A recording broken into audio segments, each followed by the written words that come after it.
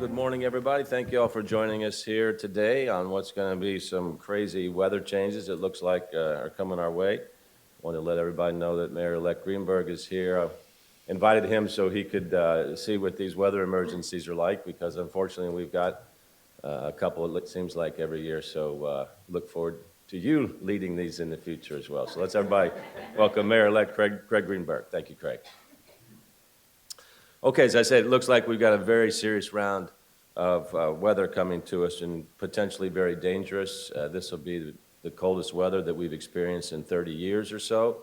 So we want people to not be looking at this like, oh, well, here these folks are talking about bad weather again. I mean, it's coming our way. You can see it across the country right now. So this is going to potentially be a very, very dangerous situation if you're outside, if you lose heat. So please treat this as a once in 3 decades type of event so far. So we're here to give everybody an update on these conditions and what we're looking at over the next couple of days, and how Metro government is preparing to keep you safe during this time. You might be aware that yesterday the governor's office declared a state of emergency in advance of the storm. That makes it easier for the state and the cities to operate in these conditions if we have to do anything very quickly in terms of purchasing or other emergency management. As usual, we're in contact with the state's emergency management team more intensely during events like this as well, and I want to really say thank you to Governor Fischer and his entire team, who've been really doing a great, great job during the severe weather events that we've unfortunately experienced here in Kentucky, whether it be tornadoes or floods, and now what we're about to experience here over these next several days. We are here this morning at the Metro Emergency Operations Center, where the alert status right now is just level 1. And what that means is this is situational awareness. So we're tracking the weather and preparing to respond as necessary. Later tonight, in about 12 hours or so, we will be under a winter weather advisory and a wind chill warning. We expect a flash freeze followed by a radically sharp drop in temperatures, and then wind gusts of 40 to 50 miles an hour. So that's going to come in late tonight, and what that's going to lead to later tonight, early tomorrow morning, is temperatures with below 0 wind chills, and then they'll last throughout the weekend as well. I'm going to say a few of these warnings in Spanish because of our Spanish population is rapidly increasing, which we appreciate. So esta noche estaremos bajo aviso de clima invernal y alerta de vientos muy fríos. Esperamos condiciones de congelación repentina seguida de una rápida bajada de temperaturas y ráfagas de viento congelante entre 40 y 50 millas por hora el viernes y continuando durante el fin de semana. Muy peligroso. So these are the kind of extremely cold temperatures that our city has not experienced since December 1989, more than 30 years ago. So now we're going to get the latest details on the system from our tremendous partner with the National Weather Service, which we communicate with regularly in situations like this. This is the real deal. Are the weather people overhyping this? No. 100% chance tonight of the Arctic Express. It is coming in. You can put up the information here. So, as the mayor said, we have a winter weather advisory. It's all semantics between Indianapolis and us. We have 1 to 3 inches. 1 is on the low end, 3 is on the high end. For once, the snow is not the main star. It's wind and cold. Denver dropped 40 degrees in 90 minutes yesterday. Kansas City just dropped 27 degrees in 90 minutes. It is coming. 100% chance. The mayor mentioned yesterday on a call, are we poo-pooing this? This is the real deal. So, can you go back just real quick? So, tonight, this is all going to change. We're going to go from rain to snow. Winds are going to be gusting to 40 to 45 miles an hour. And the wind chills, dangerously cold wind chills. We're going to get into the hypothermia component and when you really need to get in. So, wind chills. Lowest is about 25. That's about tomorrow morning between 4:30 and about 7:30 in the morning. Dangerously cold wind chills. We will remain below 0 wind chills through Sunday morning. Okay? We are not going to be above freezing until Tuesday afternoon. Remember that song by the Moody Blues? About Tuesday afternoon. It's going to be that long through the entire holiday weekend. High confidence. High confidence. 100% chance. Next slide. All right, so snowfall is a more tricky event. So we're going to have rain today. I've been talking to Director Burns. We're going to get about 1/3 of an inch of rain-ish. That's kind of key to how this flash freeze plays out. We're not going to have sleet. We're not going to have freezing rain. We're going to go from rain to snow very, very quickly. How much that it can accumulate in about 5 hours. We got about a 5-hour window. So we're going to get into the probabilities here in just a minute. But the tremendous temperature drop. So in the west end, 7 o'clock-ish. To the east end, 8:30 is when it comes through. The big, nasty blue line. We call it a blue norther, and that's where you get temperature drops over 20 degrees in an hour. Next slide. Okay, so we're trying to do more probabilistic. The lower event is about an inch, inch and a half in the metro. Highest amount is about 3 inches. Our friends in southern Indiana up to 4 inches. This is not a huge snow event. However, the flash freeze component is on the table, especially for bridges, overpasses, and places do not drain. They will be problematic for the road crews. Next slide. All right, so this really lays it out from west to east. So just west of Louisville, between the 5 to 8 o'clock range, I think Louisville in the west end is around 7, 7:30, and the east end is 8, 8:30, and you'll see a tremendous, tremendous temperature drop from the mid-40s into the 20s in 2 hours. Trust me, it's coming. Okay, wind is bad, exposure is bad. When you get outside and you're too long, you are in danger. This is life-threatening. This is not a joke. So what can you do? I'd gas up today. I check my windshield wipers. And if you have to be out, you wear a lot of loose-fitting light clothing, lots of it, especially the extremities. Extremities is where the problems are with the medical field. Next slide. Now, the governor asked this yesterday, so this kind of lays it out. So tomorrow morning, we'll be between 0 and 5 above. So you take a 25 to 35 mile per hour wind, and you're about 20 below, 25 below, right in here. If you're out there too long, beyond 30 minutes, you are in danger of getting hypothermia. So please take care of yourselves. This is the real deal.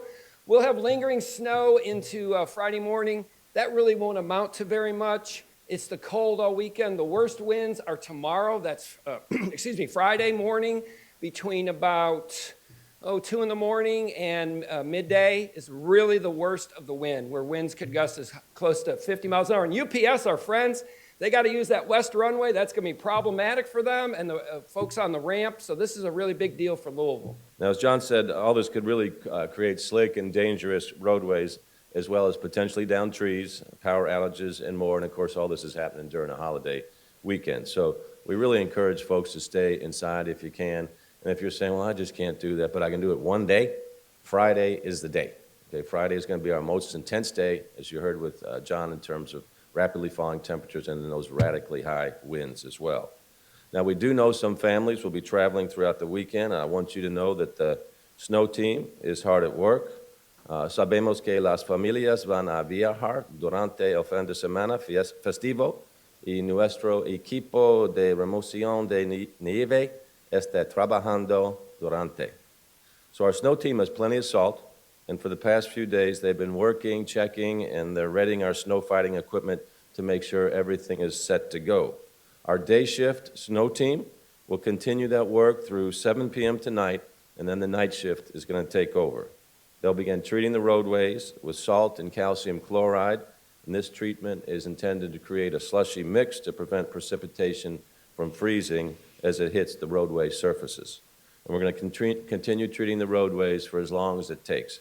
I'm extraordinarily proud of our snow team. They do a wonderful job despite any conditions.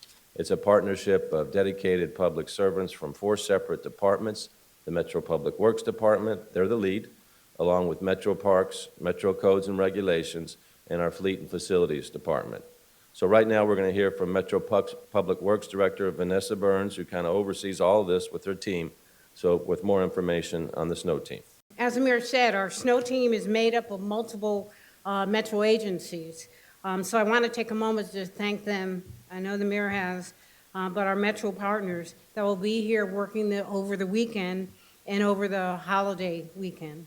It seems that the snow seems to come during Christmas and Super Bowl, so we just want to know that the team will be working as hard as we can. Our metro partners include Metro Parks, Metro Fleet and Facilities, the Department of Codes and Regs Vacant Lots Division, and our own signs and markings, solid waste management services, and roads and operations. Well, in the last couple of days have been working really hard, working on our snow routes and making sure that our equipment is ready and in working condition. As I already mentioned, due to the forecasted rain before the snow comes, we were unable to pre-treat the roads. You know, like sometimes you'll see when we're getting ready, you'll see the roads will turn white. But because it's going to be rain before it's snow, it would have been a waste. And so that's why we're not able this time to pre-treat. So I think I know our team is ready at the start of all 111 snow routes. And what we're going to be doing is applying calcium chloride and salt mix as soon as possible to try to keep up with the storm. But I want to assure, as I have assured our residents and visitors to our city, that our dedicated men and women who make up our snow team are committed to working around the clock for as long as necessary. We have about 2,700 two-lane miles. You know, think of the Shelbyville roads and everything that are even wider. Of our main and essential roadways in Metro are kept safe as much as possible. I also want to thank our partners at Kentucky Transportation Cabinet, as they are tasked with maintaining the interstates located in Metro. So I just want to say that I'd like all the commuters to use caution, to give our people an opportunity to get the job done. And I want to allow yourselves, if you do have to go out, ample time to get there and safely get there. And I want to make sure that our snow fighters get the proper distance that we need to be able to do their job. There is a new roads snow team assistant director, Mike Nolan, is in the back if you have any technical questions in terms of how much equipment and everything that we have. And he will be in charge of the snow team along with myself and the other partners. So I just want to thank everybody. Last year I talked about pool noodles to put on your windshield to keep it from sticking to the window. This year, if you are out there, you need to make sure that you wear hoodies and have things around your neck, because I'm from Connecticut. It is going to be cold. Okay, so you're saying even you think this is going to be a serious event? Yes. Okay, this is a woman from Connecticut who's always poo-pooed how we approach winter, but when she's not right now, we know we're in for real trouble here. Okay, again, I want to give a special shout out to the hardworking members of the snow team. Mike, thank you. I know you and the team are up for the job here.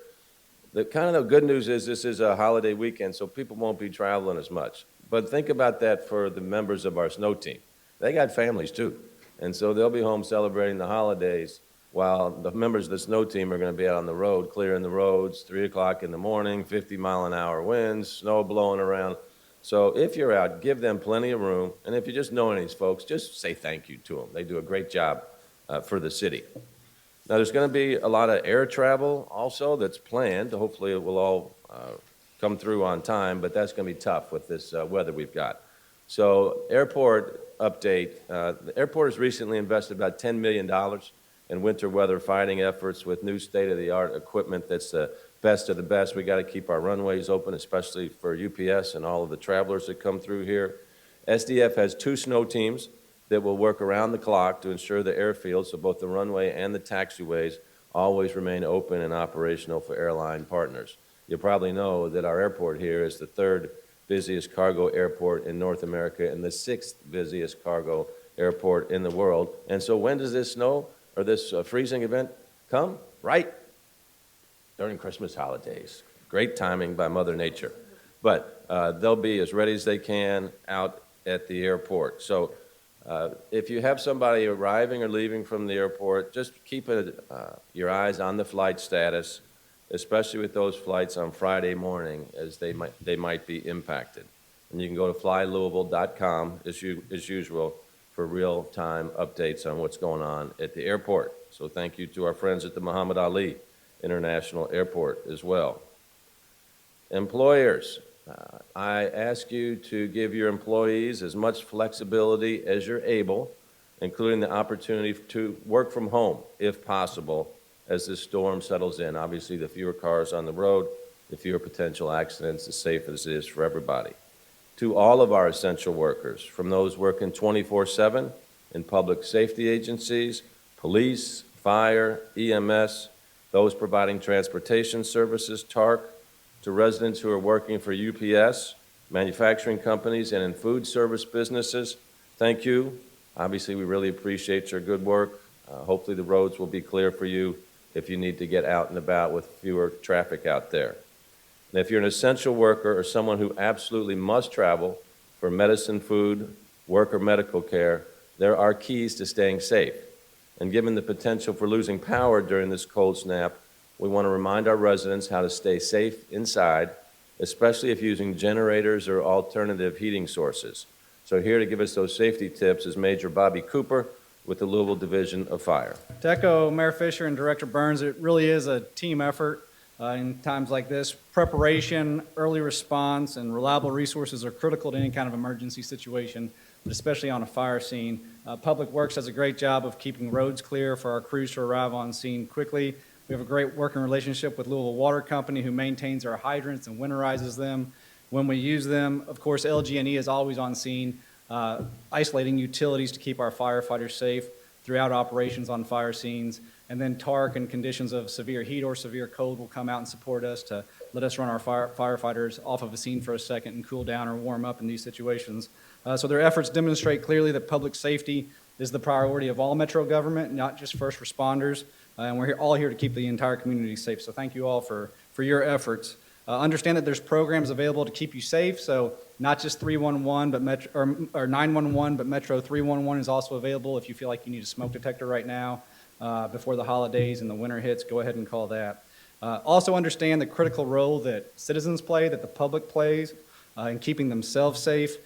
Every holiday season, we see an increase in fires simply because of increased cooking around the home, as well as decorations, season of lights. We use candles more often that can easily ignite nearby combustibles. So just in the holiday season, we see an increase. Now, on top of that, we have a severe cold snap where we always see a significant increase of not just fires, but also injuries with ice and slipping and falling, heart attacks, things like that. So understand the critical role that the public plays and that citizens play in keeping their property safe, their family safe, and of course their neighbors safe as well. So some simple safety precautions to consider. Again, Mayor Fischer hinted on it real quick, but alternative heating sources. So if you have not used your fireplace in a while, make sure that it's maintained, that it's been inspected if you're going to use that. Space heaters, always making sure that you're keeping a 3-foot barrier, anything that is combustible or can ignite nearby, keeping it away. We talk about this throughout the winter, but when we have the high winds, when we have the ice that we're expecting, we'll have down power lines, you may lose power. If you have a down power line, don't go touch it. Again, call 911, let us come out and we'll work with LG&E to make sure that the power is isolated, understand how electricity can travel, and that it can be a dangerous situation. So leave that to us and to our partners at LG&E. Also, carbon monoxide. So carbon monoxide is the leading cause of fatalities in any kind of natural disaster, and that's for a lot of different reasons. And it's for things like a generator, so portable generators that people will use. Carbon monoxide is emitted from those. It can easily seep into a home. If you don't have a working carbon monoxide detector, it can become fatal. So if you're using those generators, make sure that you're reading instructions, you're following manufacturer's guidance, and that you're using them as far away from your home as you possibly can with your windows closed. Also, warming up your car. Never warm up your car in a garage.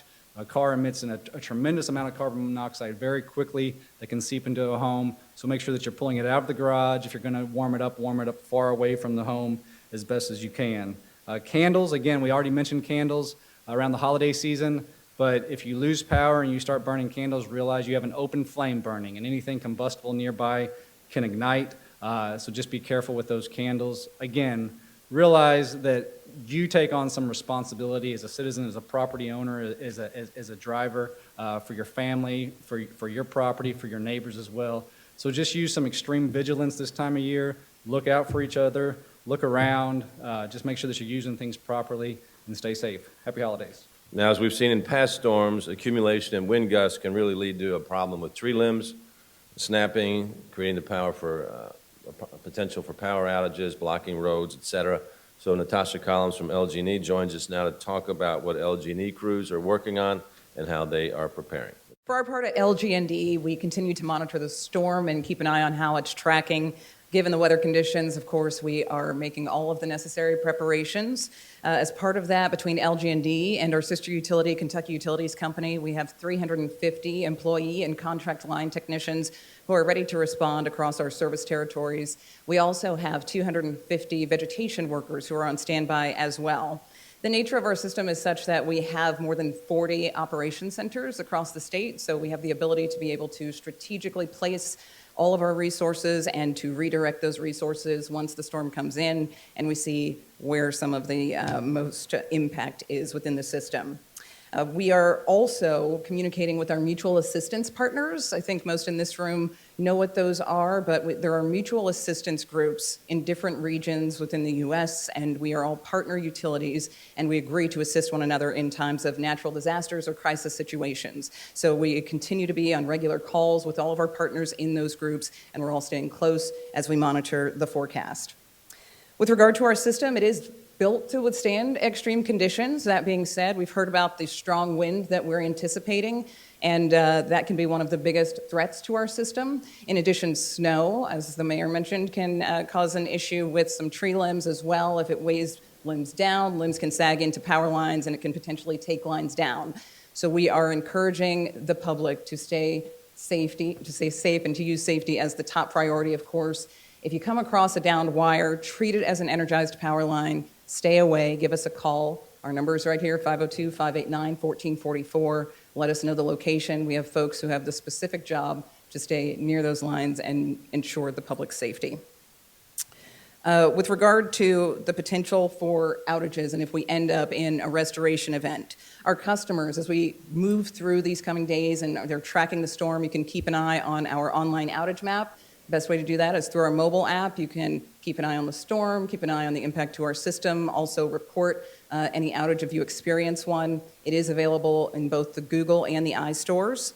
Also, we know that the conditions that we're facing are going to be brutally cold. That's for everybody, including our crews. They're doing sensitive, very dangerous work in the event that we get into outages, and so sometimes the conditions that we're facing in weather events like this can hamper their restoration efforts. So we know it's the holiday season. We know that everybody wants to be warm, safe, at home, celebrating with their families, but we do appreciate everybody's patience over the coming days, and we do appreciate everybody keeping safety the top priority. Thank you.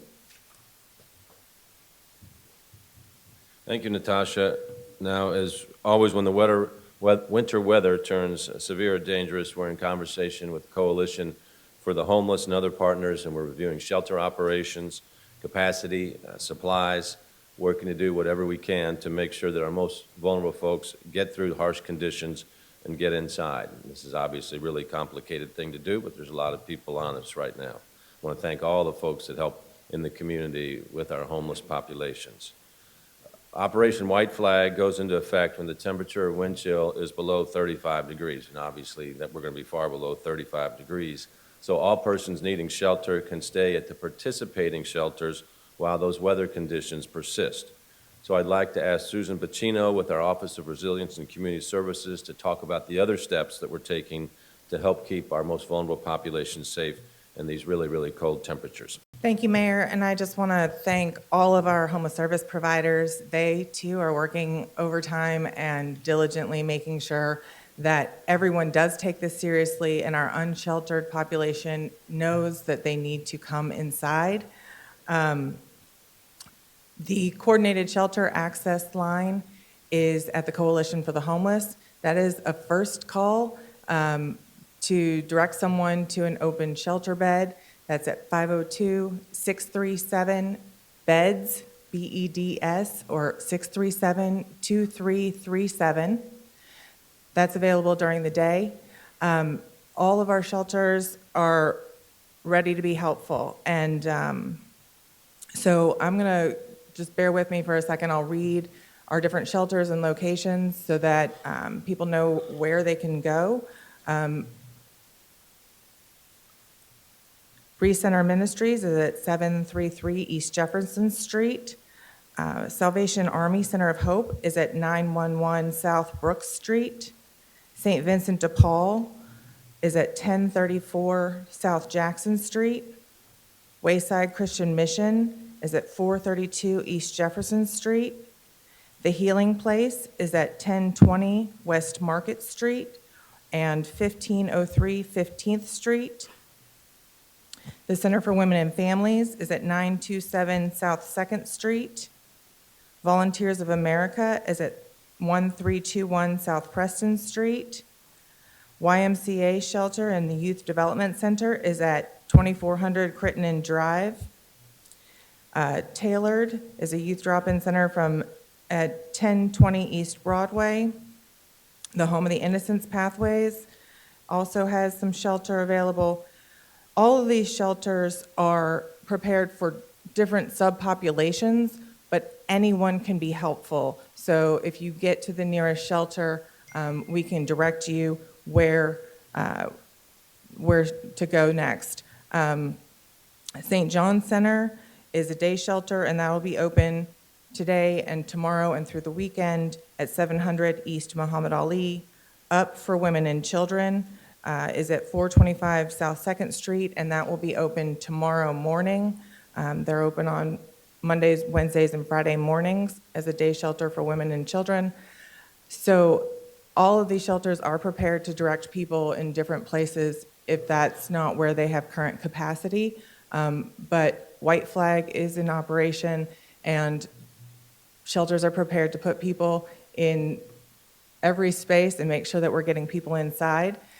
Since Monday, outreach teams have been communicating with anyone unsheltered that this is serious and we will help get people inside.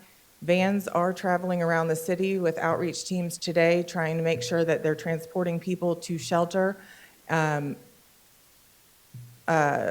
TARC has agreed to be helpful, and if you need a ride, if you need transportation to a shelter, find a TARC bus. They can take you to a shelter free of charge and make sure that that happens. And when in doubt, 311, there is an option to go report a homeless encampment. That notice comes directly to my team, and we can help find a space for somebody in that event. So again, the bedline is 637-2337.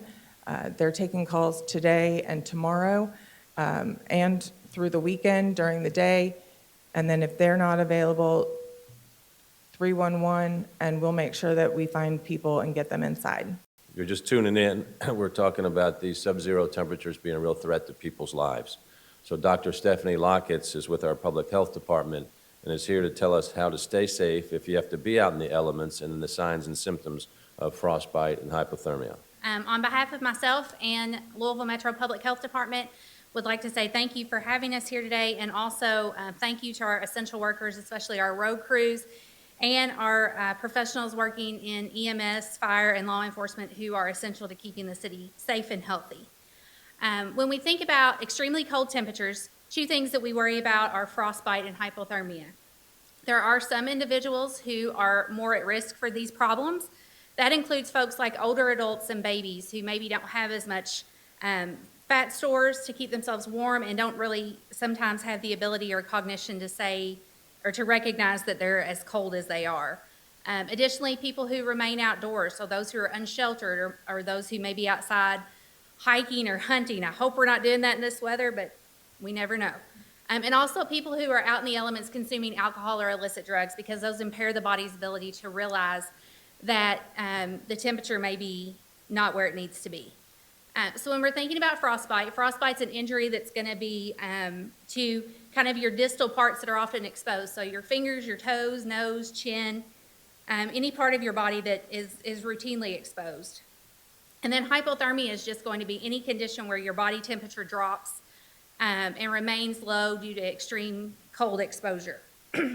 Signs of frostbite, you may see extreme redness of the skin that can then turn to a yellow or gray color, a waxy feeling to the skin, and sometimes because numbness develops quickly, people won't even realize that they have frostbite. So if you are outside with someone, it's important to be monitoring those things as well.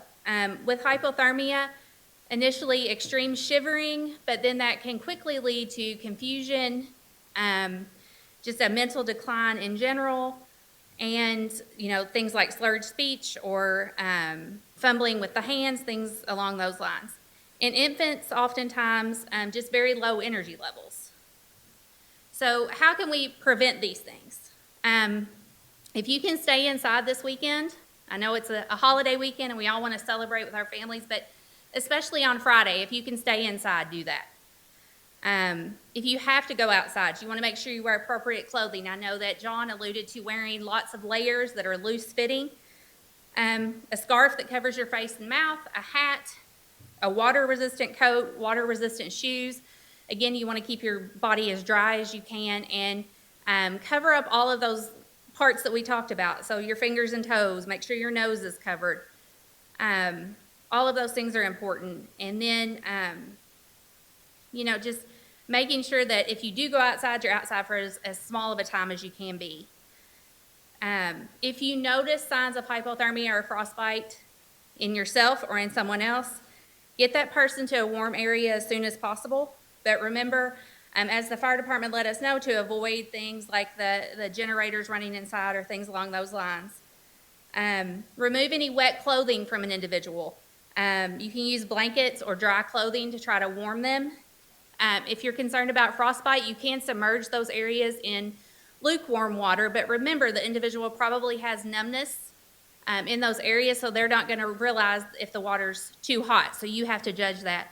And then also, don't use things like heating pads or putting an extremity really close to a heating appliance, because again, burns could occur. A couple of other things just to remember as we're outside. If you're outside shoveling snow, first of all, it's very cold. Let the snow be for a little bit. But if you do have to shovel, make sure you take breaks. Make sure you're aware of how you're feeling. Stay hydrated. Don't overexert yourself. If you have any chest pain, shortness of air, obviously stop and seek medical attention. And just finally, don't forget about your pets. I'll put a plug in for those too. It's cold outside for us. It's cold outside for them as well. Thank you, Doc. And as she just said, let's not forget about our furry friends. Louisville Metro Animal Services is reminding residents to contact animal control to report pets that are left outside without proper shelter. And so if you're unsure whether to place a service request, we encourage you to call and discuss your options with an animal control officer at 502-473-PETS, P-E-T-S. Now, LMAS is also offering free straw to cat and dog owners ahead of this extreme cold weather. El Centro de Protección de Animales también ofrecerá paja gratis a los dueños de gatos y perros en preparación al clima extremo que viene. This straw is for cats and dogs that cannot be brought inside during these really cold temperatures. They started distributing the straw yesterday and will continue through Friday or until supplies run out. So owners can pick up the free straw at the LMAS Harshaw Family Foundation Animal Shelter located at 3528 Newburgh Road from 12 to 6 p.m. All right, so we're obviously aware that Christmas is just around the corner. Hopefully everybody's got their shopping done. Maybe not. So if you haven't, please use extreme caution when you go out and to avoid any kind of fender benders. But if one does happen, if you need additional information on road conditions, emergency shelters, or other critical services, it's just a click away. So I'd like to introduce our Director of Emergency Services, Jody Myman, to tell us about that click away at Smart 911. I'd also like to thank Director Myman for all he does for our city and the state in helping us get through these emergencies. So it wouldn't be a severe weather event without talking about how we can get in touch with the public if we need to get in touch with them. Lens Alert, Louisville Emergency Notification System. We mention it every severe weather alert or severe weather event that we have. It just takes about 10 minutes to go in, sign up for that. We encourage people to do it. There's also an easy link that you can do. It's text Lens Alert to 67283. Once you get in there, you sign up for the alerts that you want to get. then it will send you a link back to where you can go in and sign up for what we call Smart 911. I guarantee at some point during the day today, everybody that's watching this is either going to be on their phone, some type of tablet, or a computer. And I'm challenging everybody, take 10 minutes, download the Smart 911 app, fill out your safety profile. You heard everybody mention how important it is and how long it's been since we've been through a weather alert like this. And we've got the technology. When you fill out your safety profile, you fill out your information, you can fill out your medical background, you can fill out pets that you may have. What we can do on the backside of that is if we have to set up some type of shelter because of a widespread power outage and we have to get information where those shelters are at, we can query where if people have special needs, if they have medical conditions, if they have pets, where if they're going to need assistance to get out of their homes and we need to get them to the shelters, we can do that. So this is really important. It's always important, but this is a really important weather event that if we need to get to information to people, we can get to them in a very timely fashion. We also have the ability to send out what's called an integrated public alert and warning system, or the iPause alert, if we need to get to a certain group. We can isolate that. We can do it countywide if we need to do that as well. You also heard, just to close, the mayor mentioned if you have to be out today, just a few other safety tips. Full tank of gas, charge your cell phone, put snacks in your car, extra layers of clothes. If you do get caught out on the roadways, it could be deadly if you get caught out for just a very short amount of time. So stay safe, stay warm, stay in if you can, and we'll be passing on more information throughout the event. Okay, last thing is for Louisville Metro government employees. Obviously, local government is a 24/7 operation, so we'll be following our inclement weather policy today. That will be emailed around later this morning. If you can work from home, obviously work from home, but we are a service business and need to be out there taking care of our citizens, so we'll be following our inclement weather policy. And then just last thing, all of y'all probably know a friend that might live alone, an older person, or just anybody that is by themselves. Be checking in on them regularly throughout these cold weathers to make sure that they are in good shape and being taken care of. Okay, well, there'll be a lot of communication going on tomorrow. We'll be fully staffing the EOC in here, and we'll welcome to sharing all information with you all. So thanks for coming out, and everybody stay safe.